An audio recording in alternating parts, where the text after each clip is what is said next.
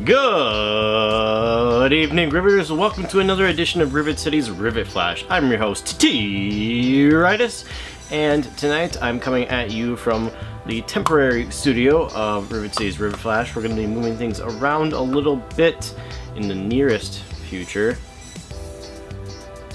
Anyway, so until that time, you're going to find me in this chair delivering the good old-fashioned nerdy news to you. So let's get after it and get into it. As it was taught in school, humans crossed a land bridge to get from Asia to North America about 10,000 some odd years ago.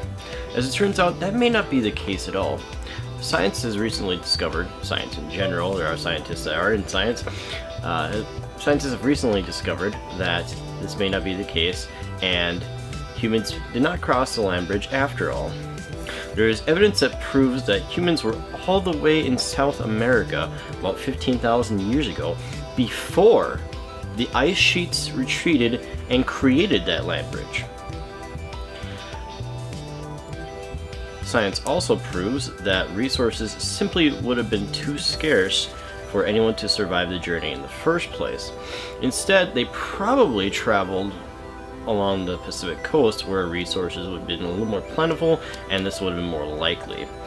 So check that out on National Geographic. I mean, the idea and the reason I wanted to bring that up is it's interesting to note that we're discovering new things every day, and we're taking down new hypotheses and creating new theories to disprove things that we thought we already knew. Knowledge itself is an interesting thing, because we tend to, what we think is right or we think is factual sometimes can down the road turn out to be completely false. And that's the wonderful and exciting thing about science and discovery, is that, hey, you know, maybe we were wrong, and cool, we were wrong, alright, what do we get to learn now, right? It's kind of wild. So dig into that. I think that's something that's worth noting, especially considering that, you know, something that was kind of beaten into us in school is, I mean, those kind of those factual things, that this is how this happened, this is how humans got over here, and that might not even be the case at all, which is of course incredibly exciting. So check that out on National Geographic. We will provide the link in the show notes. In other nerdy news, No Man's Sky debuted this week, a highly anticipated space exploration game. No Man's Sky brings open world to a whole new level. The premise for No Man's Sky is very simple. Create your own adventure. It really comes down to you crash land on a planet, and you gotta find and mine all your resources to survive, rebuild your ship, and get off the planet. Or just chill on the planet and do whatever you want. Or do nothing. Or hunt aliens. Or mine resources. Whatever your heart's desire is. And it's incredible. It's such an incredible concept, and it's made possible by the game's engine, which can generate planets based on some very incredible algorithms that makes the universe itself almost nearly limitless. I mean, the possibilities of this game are endless, and they really stepped it up and really raised the bar on what it feels like to be in an open world. Best described to me by some people as stepping out of your own house, or even a house that you have never been in before, and just going outside and just not knowing where anything is, or having no barometer to gauge what you're going to be doing. You just do whatever you want. It's really the most incredible create your own adventure story. Some of the reviews I've gotten from people, and of course the open world concept is there, but it's incredibly beautiful. It's very expansive, very detailed. The attention to everything from local fauna to what could be possible wildlife and things like that is phenomenal. It is the chillest video game ever made, perfect for low-intensity gamers who just wanted to sit back and chill and not have to worry about if they're going to get into a firefight, right, or like attacked by aliens at the first steps out of the gate. It's even like gotten down to details where if you have weapons in the game, it actually tells you whether this weapon will be harmful to life forms. Like, it's that It's at that level.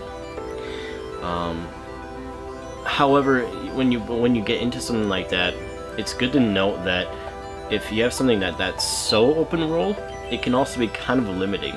We're used to video games that have some kind of guide or narrative or what have you. This game literally just sets you in an environment and just says, go. It provides little to no assistance, provides little to no guide. You are just figuring it out along the way. And that can be intimidating and daunting to some gamers out there, but fret not. It's moving exactly at whatever pace you want, and once you get over the idea of how crazy and unlimited it is, it really can be very liberating. Some people love that, some people may not, but it's worth it to dig into it and find out. So check out No Man's Sky. Next thing I want to dig into is Moon Express. As you may have heard, Moon Express is the first private company in the world to receive permission to travel beyond the orbit of our fair planet, receiving the okay from our dear sky overlords, the FAA, to get to the moon in 2017. Born out of the X Prize, this company will be the fourth to land on the moon, behind the USSR, and China. So 3 countries. This is the first private entity to get permission to land on the moon behind countries. Co-founder Naveen Jain stated that the goal is to begin mining operations. This is kind of the first journey, the first test, make sure everything works cool, and after that, its idea is to establish the mining operations and kind of get that thing going. This is incredible. This is really the big first step towards our civilization truly becoming a starfaring species. And of course, I don't want to discount the efforts of all the amazing people and all the amazing astronauts behind, all the countries that have space programs. But now space is becoming anybody's game. It's no longer just a country's game. It's no longer a government's game. It's everybody's, and it's bringing that entrepreneurial innovation to space, the final frontier. So I'm really excited to watch this build up. So check that out. We'll have all that stuff in the show notes. Other than that, we have a fun Flash coming next week, so I look forward to talking to you about that. We have some streaming going on tonight.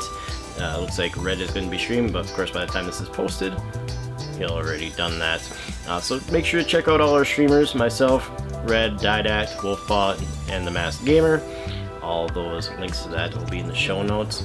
If you like this content, if you like what we're talking about and what we're doing on the Flash, go ahead and hit that little subscribe button on the YouTube channel, on RivetCityLimited.com to receive updates and new posts. Find us on the Facebook, find us on the Twitter. And until next time,